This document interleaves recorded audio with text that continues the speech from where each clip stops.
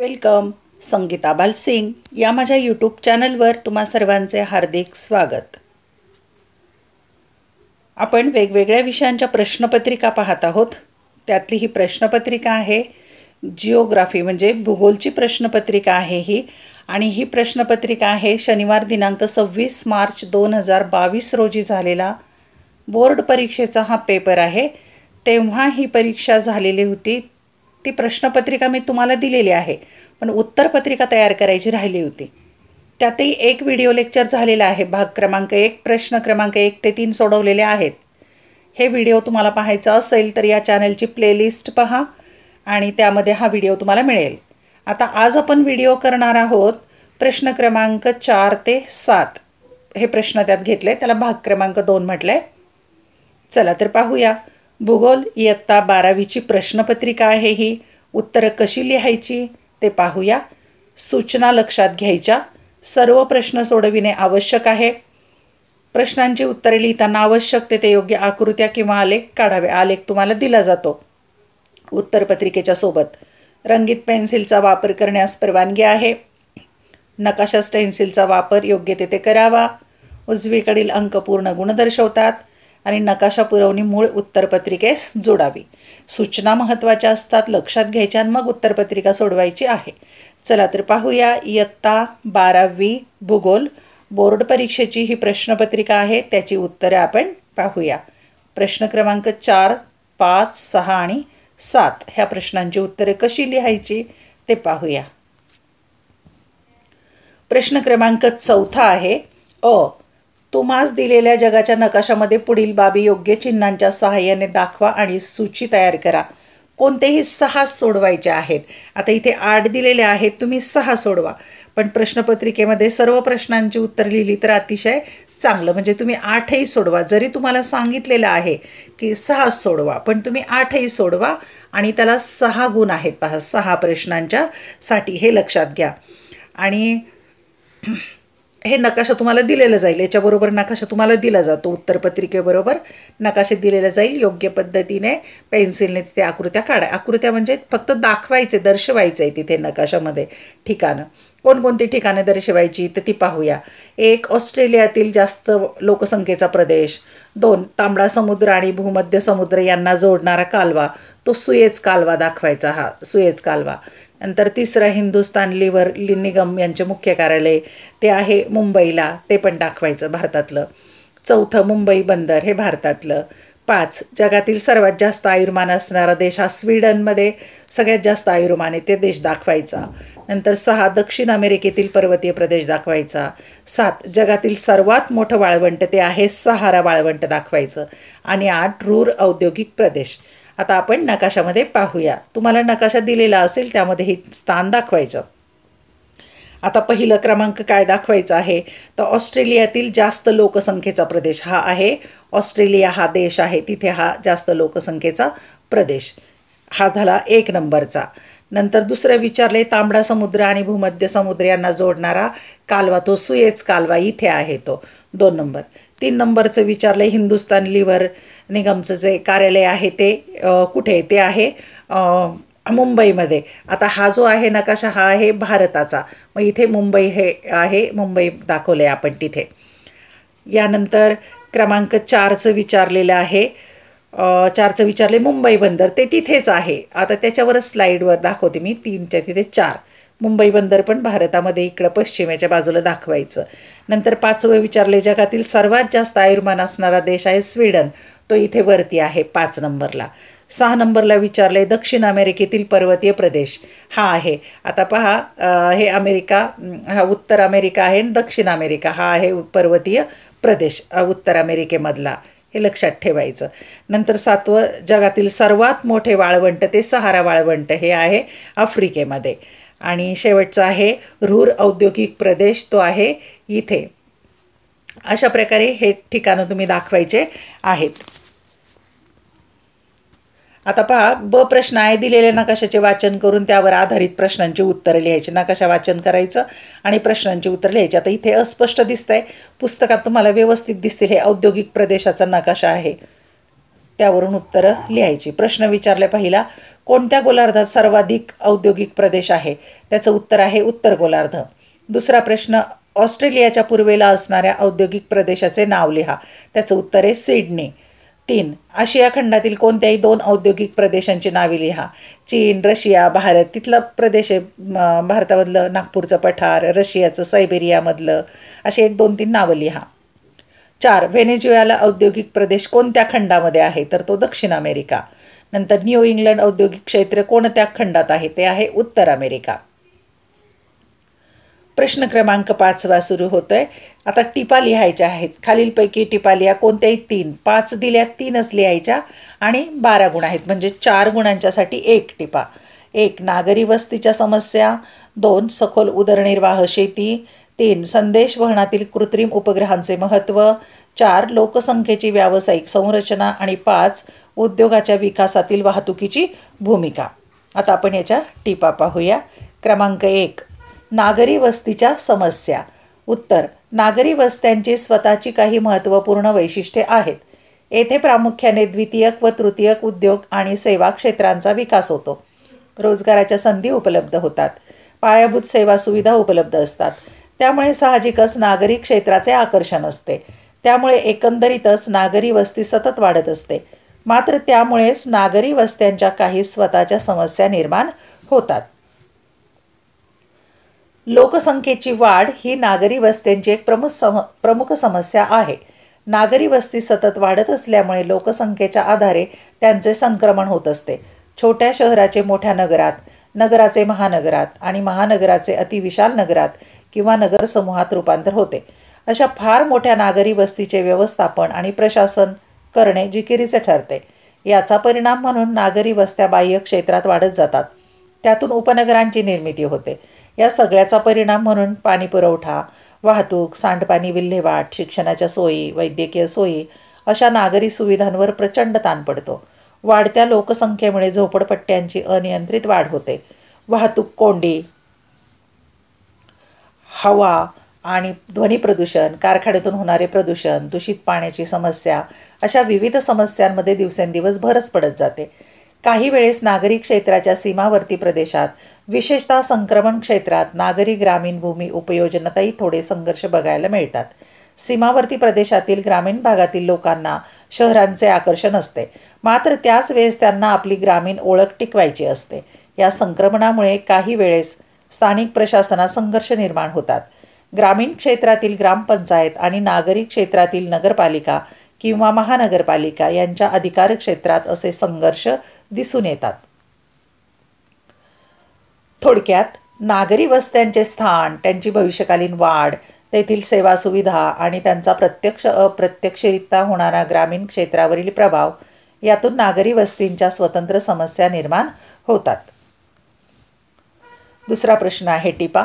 सखोल उदरनिर्वाह शेती. उत्तर, उदरनिर्वाहासाठी करण्यात येणाऱ्या शेतीला उदरनिर्वाह शेती म्हणतात. उदरनिर्वाह शेती केल्या जाणाऱ्या प्रदेशात शेतजमिनीचा आकार लहान असतो. त्यामुळे कमीत कमी जागेत जास्तीत जास्त उत्पादन काढण्याचा प्रयत्न केला जातो.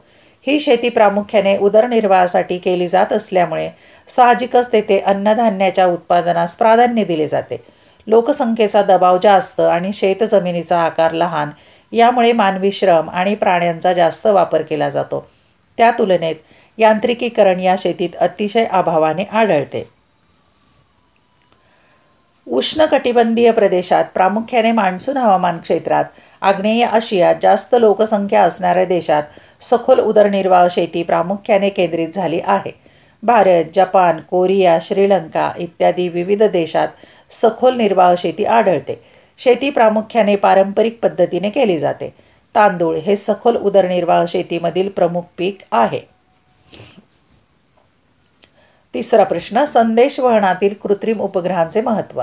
1. संदेशवहन उपग्रह हा एक कृत्रिम उपग्रह आहे जो ट्रान्सपोर्टरद्वारे रेडिओ टेलिकम्युनिकेशन सिग्नलशी संबंधित आणि विस्तारित करतो. टेलिव्हिजन, टेलिफोन, रेडिओ, इंटरनेट आणि सैन्य दळणवळणासाठी उपग्रहांचा वापर केला जातो. उपग्रहांच्या मदतीने भौगोलिक आणि मानवी घटकांची माहिती मिळते. काही देश आणि खंडांमध्ये दुर्गम बेटांवर उपग्रहांची मदत घेतली जाते. लँडलाईन कम्युनिकेशन दुर्मिळ झाल्याकारणाने किंवा उपलब्ध नसल्याकारणाने संदेशवहनासाठी संदेशवहन उपग्रहाचे महत्त्व वाढले आहे. टेलिव्हिजन हे मुख्य बाजारपेठ बंद असल्याकारणाने उपग्रहाची मागणी काळाची गरज बनली आहे. उपग्रह सैन्य दळणवळण तसेच इंटरनेट इत्यादीसाठी वापरले जाते. अशा प्रकारे संदेशवहन उपग्रहाचे महत्त्व वाढले आहे. पुढचा प्रश्न आहे लोकसंख्येची व्यावसायिक रचना. उत्तर: लोकसंख्येची व्यावसायिक संरचना अभ्यासताना त्यात केवळ 15 ते 59 वयोगटातील कार्यशील लोकसंख्येचे प्रमाणच गृहीत धरले जाते. 15 ते 59 वयोगटातील कार्यशील लोकसंख्येचे व्यवसायानुसार वर्गीकरण म्हणजे लोकसंख्येची व्यावसायिक संरचना होय. कार्यशील लोकसंख्येपैकी काही लोक प्राथमिक, द्वितीयक, तृतीयक आणि चतुर्थक अशा विविध व्यवसायात कार्यरत असतात. अर्थात या विविध व्यवसायातील कार्यशील लोकसंख्येचे प्रत्यक्ष प्रमाण किंवा टक्केवारी आणि देशाची आर्थिक व सामाजिक स्थिती यांचा परस्पर संबंध आहे. एखाद्या प्रदेशात प्राथमिक व्यवसायात जर कार्यशील लोकसंख्येचे प्रमाण जास्त असेल तर असा देश विकसनशील देश दिसून येतो. यालाच कृषीप्रधान अर्थव्यवस्था म्हणतात. याला कारण प्राथमिक व्यवसायात लोकसंख्येचे प्रमाण जास्त असल्यास द्वितीयक, तृतीयक आणि चतुर्थक व्यवसायात लोकसंख्येचे प्रमाण कमी असते. याचा अर्थ पायाभूत सेवा सुविधा, उद्योग आणि कुशल मनुष्यबळ लागणारे विविध व्यवसाय अशा प्रदेशात कमी विकसित झालेले दिसतात.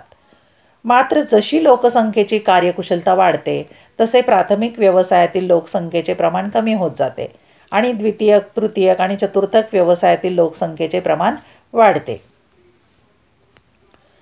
शैक्षणिक सेवा सुविधा वाढतात. तंत्रज्ञानाच्या आधारे विविध उद्योग व्यवसाय वाढतात व साधनसंपत्तीची निर्मिती होते. पायाभूत सेवा सुविधा निर्माण केल्या जातात आणि या तांत्रिक प्रगतीच्या आधारे प्राथमिक व्यवसायात कमी लोकसंख्या कार्यरत असूनही प्राथमिक व्यवसाय उत्तम प्रकारे कार्यरत राहतात.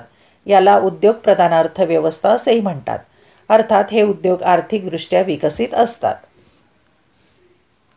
पुढचा 5वा प्रश्न: वाहतुकीची उद्योगाच्या विकासातील भूमिका.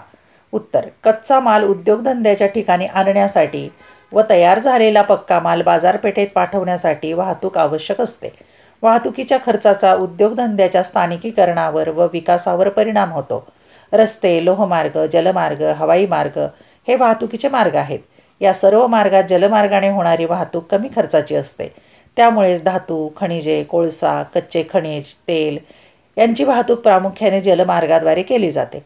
साहजिकच अनेक उद्योग हे नैसर्गिक बंदराजवळ स्थायिक झालेले दिसतात. असाच प्रभाव देशांतर्गत उद्योगांच्या स्थानिकीकरणावर होताना दिसतो. जेथे अंतर्गत जलवाहतूक उपलब्ध आहे तेथे, उदाहरणार्थ पंचमहासरोवरांचा प्रदेश, उद्योगांच्या विकासावर खूप मोठा प्रभाव पाडतो. जलमार्गानंतर लोहमार्ग हे उद्योगांच्या स्थानिकीकरणावर आणि विकासावर प्रभाव पाडतात. विशेषतः जेथे 2 किंवा अधिक रेल्वे मार्ग एकत्र येतात अशा रेल्वे जंक्शनजवळ उद्योग स्थायिक झालेले आढळतात, जेणेकरून त्या उद्योगांना लागणारा सर्व प्रकारचा कच्चा माल, मनुष्यबळ, यंत्रसामग्री सहजतेने त्या ठिकाणी पोहोचते. उद्योगातून सामान बाजारपेठेपर्यंत लवकरात लवकर जाणे आवश्यक असते. त्यामुळेच उद्योग आणि बाजारपेठ यामधील वाहतुकीच्या सेवांचा विकासही तितकाच महत्त्वाचा असतो. प्रश्न 6वा अ. खालील दिलेल्या उतार्याचे वाचन करून प्रश्नांची उत्तरे लिहा. 4 गुण आहेत या उतार्यावर. तसं 6व्या प्रश्नाला 8 गुण आहेत. ब ला 4 आणि अ ला 4. मुद्दा दिलेला आहे शेती एक प्राथमिक व्यवसाय, यावर आधारित उतारा आहे. उतारा 2दा-3दा चांगला वाचायचा, मग प्रश्न वाचायचे आणि उत्तरं सहज सापडतात. जागतिक स्तरावरील शेती व्यवसायाचे वितरण पाहता या व्यवसायात गुंतलेल्या लोकसंख्येचे प्रमाण आफ्रिका खंडात जास्त आहे. त्या मानाने आशिया खंडात ते आफ्रिकेपेक्षा कमी आहे. तर युरोप, अमेरिका, ऑस्ट्रेलिया या खंडात शेती क्षेत्र विस्तृत असून देखील या व्यवसायात गुंतलेल्या लोकसंख्येचे प्रमाण अत्यंत कमी आहे. अर्थात विकसित राष्ट्रात शेती व्यवसायात गुंतलेली लोकसंख्या कमी आहे, तर विकसनशील राष्ट्रात त्या व्यवसायात गुंतलेली लोकसंख्या जास्त आहे. शेतीच्या विकासावर अनेक प्राकृतिक आणि मानवी घटकांचा प्रभाव पडतो. त्यामुळे जगात विविध प्रदेशात विविध प्रकारची पिके घेतली जातात. त्याचप्रमाणे शेती करण्याच्या विविध पद्धतीही पाहावयास मिळतात. शेती या व्यवसायावर भूरचना, मृदा, हवामान, पाणीपुरवठा, जैविक इत्यादी प्राकृतिक घटकांचा परिणाम होतो. तर मजूर, बाजारपेठ, भांडवल, वाहतूक सुविधा, साठवणुकीच्या सोयी, सरकारी धोरण, लोकसंख्या, भूमीचा मालकी हक्क इत्यादी मानवी घटकांचा परिणाम होतो. या घटकांना अनुसरून पीक पद्धतीमध्ये बदल दिसून येतो. आता यावर प्रश्न आहेत, त्याची उत्तर आपण पाहूया. प्रश्न पाहूया आपण त्यावर. कोणत्या खंडात शेतीचा विकास कमी झाला आहे? त्याचं उत्तर आहे युरोप, अमेरिका, ऑस्ट्रेलिया. 2. शेती व्यवसायावर कोणत्या घटकांचा परिणाम होतो? त्याचं उत्तर आहे मानवी आणि प्राकृतिक घटकांचा परिणाम होतो. 3. कोणत्या खंडात शेती व्यवसायात गुंतलेल्या लोकांचे प्रमाण सर्वाधिक आहे? त्याचं उत्तर आहे आफ्रिका खंड. आणि 4था प्रश्न आहे शेती व्यवसायावर कोणत्या मानवी घटकांचा परिणाम होतो? त्याचं उत्तर आहे मजूर, भांडवल, बाजारपेठ, वाहतूक सुविधा, साठवण सुविधा, सरकारी धोरण, जमिनीचा मालकी हक्क. प्रश्न क्रमांक ब आहे आकृती काढून नावे द्या. कोणतेही 2च काढायच्या. आकृत्यात 4 गुण आहेत, म्हणजे एका आकृतीला 2 गुण. 1. रेषीय वस्ती. 2. भूगोल अभ्यासकांची कोणतेही 5 कौशल्य दाखवा. आणि 3. प्रादेशिक असंतुलन कमी करण्यासाठी पायाभूत सुविधा आणि उत्तेजनांची तरतूद. 3 पैकी 2च सोडवायचे आहेत.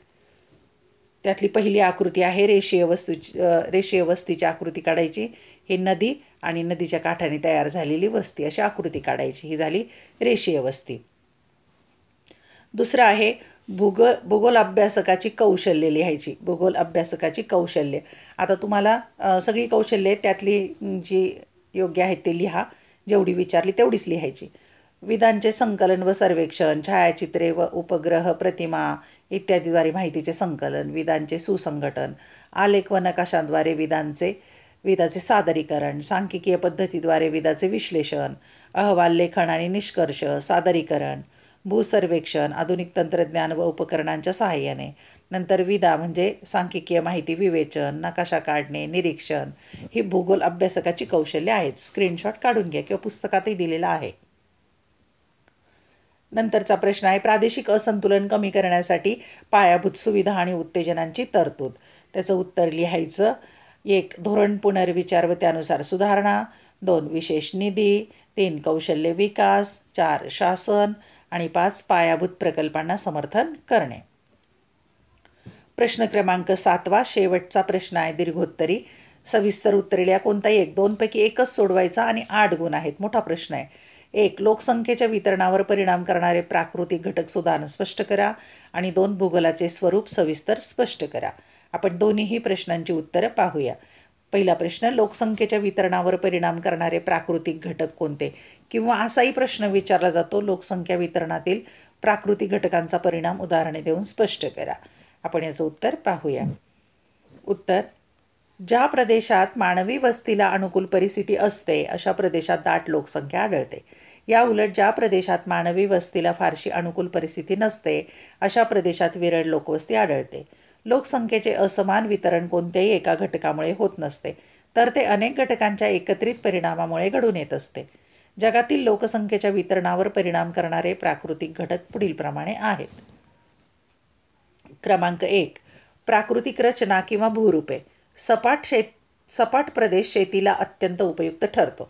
तेथे शेतीसाठी कालवे काढणे, रस्ते तयार करणे, लोहमार्ग बांधणे, कालव्यातून जलमार्ग तयार करणे सोपे जाते. म्हणून सपाट मैदानी प्रदेशात शेती व कारखाने विकसित होतात. त्यामुळे सपाट मैदानी प्रदेशात दाट लोकवस्ती आढळते. म्हणूनच नाईल, मिसिसिपी, यांगत्से तसेच भारतातील गंगेच्या मैदानात दाट लोकवस्ती आहे. पर्वतीय प्रदेशात तीव्र उतार असतो. अशा प्रदेशातील काही निवडक जागी पाण्याची उपलब्धता असते. त्यामुळे तेथे लोकवस्ती आढळते. तीव्र उतारामुळे डोंगराळ पर्वतीय प्रदेश शेतीच्या व्यवसायात फारसा उपयुक्त ठरत नाही. तेथे शिकार, लाकूडतोड, शेळ्या मेंढ्या पाळणे यासारखे प्राथमिक व्यवसाय अगदी मर्यादित स्वरूपात चालतात. तसेच तेथील थंड हवामान मानवाला प्रतिकूल असते, म्हणून तेथे लोकसंख्या कमी आढळते.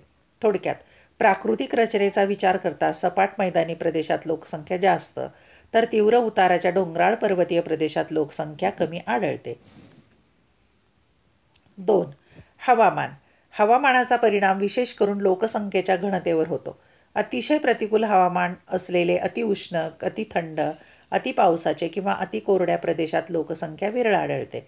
कारण असे प्रदेश लोकवस्तीस अनुकूल नसतात. उदाहरणार्थ सायबेरिया, अंटार्क्टिका यासारख्या अतिथंड हवामान असलेल्या प्रदेशात लोकवस्ती आढळत नाही किंवा अतिशय विरळ प्रमाणात आढळते. सहारा, कलहारी यासारख्या कोरड्या आणि अतिउष्ण वाळवंटी प्रदेशातही विरळ लोकवस्ती आढळते. तसेच उष्ण व दमट हवामान असलेल्या विषुववृत्तीय प्रदेशात विरळ लोकवस्ती आढळते. या उलट जेथे ऋतुमानाप्रमाणे हवामान फारसे बदलत नाही अशा सम आणि उबदार हवामान असलेल्या समशीतोष्ण प्रदेशात तसेच मान्सून हवामानाच्या प्रदेशात दाट लोकवस्ती आढळते. 3. पाण्याची उपलब्धता. मानवी वसाहत निर्माण होण्यासाठी अत्यंत आवश्यक असलेला घटक म्हणजे पाणी होय. मानव, प्राणी व वनस्पती हे पाण्यावाचून जगू शकत नाहीत. तसेच मानवाला घरगुती वापरासाठी, शेतीसाठी, पशुपालनासाठी व कारखान्यांसाठी पाणी अत्यंत आवश्यक असते. थोडक्यात जेथे पुरेसा व नियमित पाणी पुरवठा असतो अशा प्रदेशात दाट लोकवस्ती असते. नद्यांची खोरे तसेच किनारपट्टीचे प्रदेश, नद्यांचे मैदानी प्रदेश येथे दाट लोकवस्ती आढळून येते. उदाहरणार्थ नाईल नदीचे खोरे, भारतीय किनारपट्टीचा प्रदेश तसेच भारतीय गंगा यमुना नदीचा प्रदेश. वाळवंटातही मरुद्यान परिसरात किंवा हिरवळीच्या प्रदेशात जेथे पाणी उपलब्ध असते तेथे लोकसंख्या केंद्रित झालेली आढळून येते. 4. मृदा. मानवाची अन्नाची प्राथमिक गरज ही प्रामुख्याने शेती उत्पादनातून भागवली जाते आणि शेती ही मुख्यतः मृदेच्या सुपीकतेवर अवलंबून असते. नद्यांच्या खोऱ्यातील गाळाच्या सुपीक जमिनीत शेती चांगली होते. म्हणूनच इजिप्तमधील नाईल, भारतातील गंगा, यमुना, ब्रह्मपुत्रेच्या सुपीक प्रदेशात तसेच मिसिसिपी, यंगत्से या नद्यांची पूर मैदाने येथे लोकसंख्या अतिशय दाटीने केंद्रित झालेली आढळून येते. याशिवाय रेगूर किंवा काळी मृदा असलेले प्रदेश तसेच अग्निजन्य खडकापासून तयार झालेल्या मृदेत संपन्न शेती होते. म्हणून अशी मृदा असलेले इंडोनेशियातील जावा बेट, जपान, सिसिली आणि मध्य अमेरिकेतील ज्वालामुखी पर्वतांचे उतार व पायथ्यांचे प्रदेश येथे लोकसंख्या केंद्रित झालेली दिसून येते. 5. खनिज संपत्ती किंवा भूगर्भ रचना. पृथ्वीच्या भूकवचामधील खडकात मानवाला उपयोगी अशी अनेक खनिजे सापडतात. ही खनिजे मिळवण्यासाठी खाणींच्या जवळपास लोकवस्ती आढळून येते. जगाच्या काही भागात अन्य भौगोलिक घटक प्रतिकूल असूनही केवळ खनिज संपत्तीमुळे तेथे लोकसंख्येचे केंद्रीकरण झालेले दिसते. ऑस्ट्रेलियातील सोन्याच्या खाणीचा प्रदेश आणि मध्य पूर्व आशियातील खनिज तेल संपन्न देश यांची उत्तम उदाहरणे आहेत. 6. नैसर्गिक वने. अतिदाट वनांच्या प्रदेशात लोकसंख्येची घनता कमी असते. विषुववृत्तीय वने अतिशय दाट असल्यामुळे तेथे अत्यंत विरळ लोकवस्ती आढळते. उदाहरणार्थ ॲमेझॉनचे खोरे, काँगो नदीचे खोरे येथील विषुववृत्तीय सदाहरित वनांचा प्रदेश. 7. प्रदेशाची सुगमता. सपाट प्रदेशात माणसाला सहजासहजी ये जा करणे शक्य असते. अशा सपाट, मैदानी व किनारपट्टीच्या प्रदेशात लोकसंख्या अधिक असते. या उलट ज्या प्रदेशात ये जा करणे कठीण असते अशा प्रदेशात व दुर्गम प्रदेशात लोकवस्ती कमी असते. 8. प्रदेशाचे सापेक्ष स्थान. लोकसंख्या वितरणावर त्या क्षेत्राचे किंवा प्रदेशाचे सापेक्ष स्थान हा घटकही महत्त्वाचा ठरतो. काही प्रदेश बेटांवर असतात, काही प्रदेशांना द्वीपकल्पीय स्थान असते, तर काही देश पूर्णतः खंडांतर्गत असतात.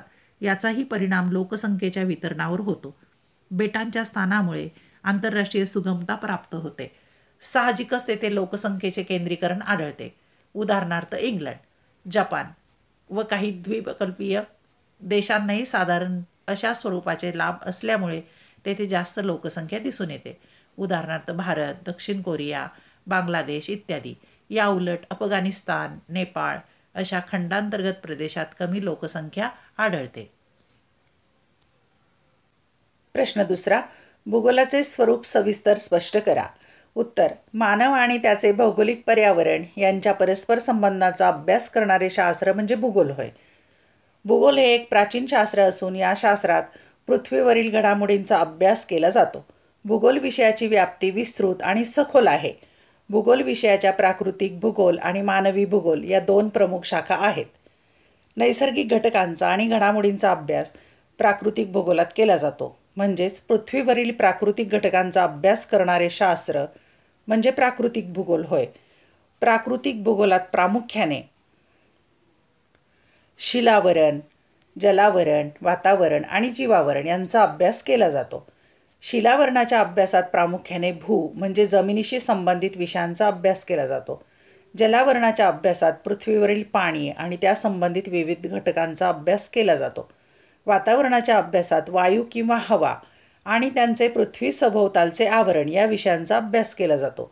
जीवावरणाच्या अभ्यासात पृथ्वीवरील सजीव आणि त्यांचा पृथ्वीवरील अन्नघटकांशी येणारा संबंध या सहसंबंधाचा अभ्यास केला जातो. मानवाच्या आजूबाजूचे पर्यावरण हे पूर्णतः प्राकृतिक किंवा नैसर्गिक असले तरी मानव आणि पर्यावरण यांच्या सहसंबंधाचा अभ्यास मानवी भूगोलात केला जातो. नैसर्गिक पर्यावरणानुसार मानवाच्या विकासाला वाव मिळतो किंवा मर्यादा पडतात. मानवी भूगोलात मानवाने प्राकृतिक घटकांचा उपयोग करून उभारलेले आपले स्वतःचे विश्व किंवा मानवी घटक यांचा अभ्यास केला जातो. यात प्रामुख्याने आर्थिक क्रिया, सामाजिक रचना, राजकीय व्यवस्था आणि सांस्कृतिक विकास या अभ्यास विषयांचा समावेश होतो.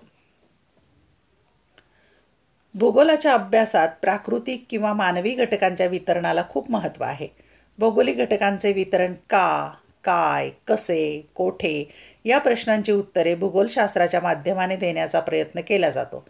त्यामुळेच भूगोल हे एक गतिमान आणि गतिशील शास्त्र आहे. भूगोलातील प्राकृतिक आणि मानवी घटक सातत्याने बदलत असतात आणि त्यामुळेच या वितरणाचे का, काय, कसे, कोठे यांची उत्तरेही बदलत असतात. इतर विषयांप्रमाणे भूगोलाच्या अभ्यासात प्रारूप अभ्यासाचेही महत्त्व आहे.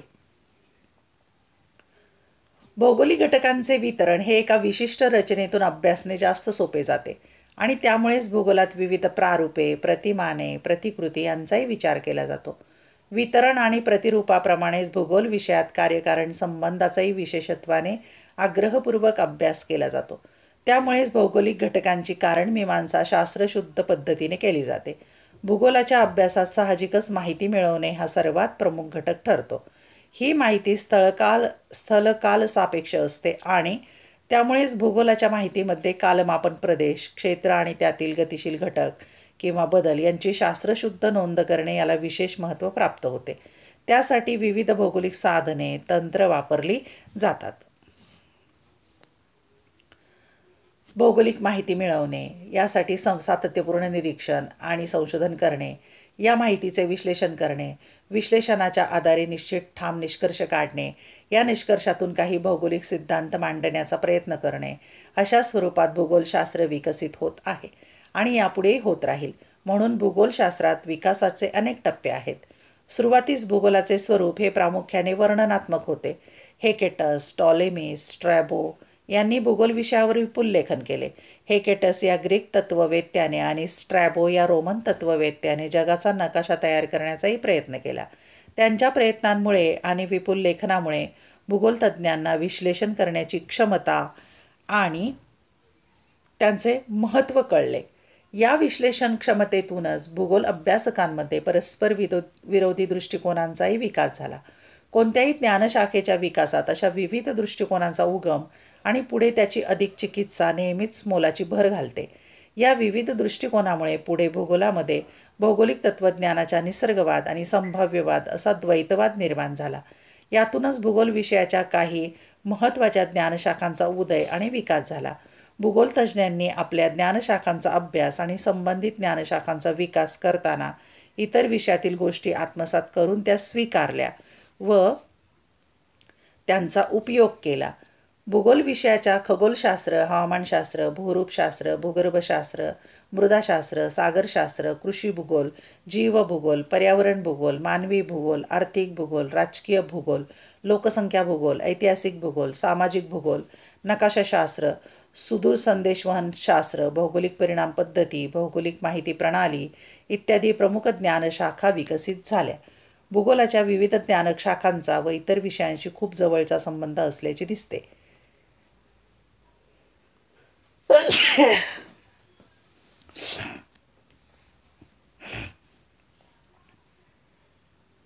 याचा अर्थ भूगोलतज्ज्ञ भौगोलिक घटकांचे स्पष्टीकरण कार्यकारण भावाच्या चौकटीतच करतात. मात्र हे स्पष्टीकरण करण्यासाठी आधुनिक पद्धतीने अधिक सखोल सर्वव्यापी माहिती संकलन आणि विश्लेषण यांची गरज पडत आहे. त्यासाठी विविध प्रतिमानांचा वापर करून अंदाज वर्तवण्याचे कार्यही भूगोलतज्ज्ञ करीत आहेत. याच प्रक्रियेत भूगोलाच्या विविध आंतरशाखीय शाखांच्या कक्षाही विस्तारत असून भूगोलाचे स्वरूप अधिकच गतिशील होत आहे. भूगोलाच्या अभ्यासात आता नवनवीन तंत्रज्ञानाची भर पडत आहे. दृकश्राव्य माध्यमे, माहिती तंत्रज्ञान, संगणक प्रणालीचा यथायोग्य वापर, विदा विश्लेषण, माहिती स्रोतांचा विस्तार, सादरीकरण व त्यातील नाविन्य या सर्वांचा आता मुक्तपणे वापर करण्यात येत आहे. भौगोलिक माहिती प्रणाली म्हणजे GIS, जिओग्राफिकल इन्फॉर्मेशन सिस्टीम. भौगोलिक स्थाननिश्चिती प्रणाली म्हणजे GPS, जिओग्राफिकल पोझिशनिंग सिस्टीम. या आधुनिक तंत्रज्ञानाचा वापर करून आता नकाशेही बनवले जातात. थोडक्यात भूगोलाच्या अभ्यासकाला आता संगणकाचे अतिरिक्त ज्ञान आणि कौशल्य माहीत असणे आवश्यक आहे. त्यामुळेच आज रोजी भूगोल हा एक एकात्मिक आणि आंतरशाखीय विषय बनला आहे. अशा प्रकारे आपण इयत्ता 12वी भूगोल 2022ची बोर्ड परीक्षेची प्रश्नपत्रिका सोडवलेली आहे. व्हिडिओ लेक्चर आवडल्यास चॅनल सबस्क्राईब करून बेल आयकॉन प्रेस करा, म्हणजे मी नवीन व्हिडिओ पोस्ट केल्याचं नोटिफिकेशन तुम्हाला मिळेल. धन्यवाद. वेगवेगळ्या विषयांचे 11वी-12वीचे व्हिडिओ लेक्चर पाहायचे असतील तर या चॅनलची प्लेलिस्ट जरूर पहा. आवडलेले व्हिडिओ लाईक, कमेंट, शेअर करायला विसरू नका. अभ्यासासाठी शुभेच्छा.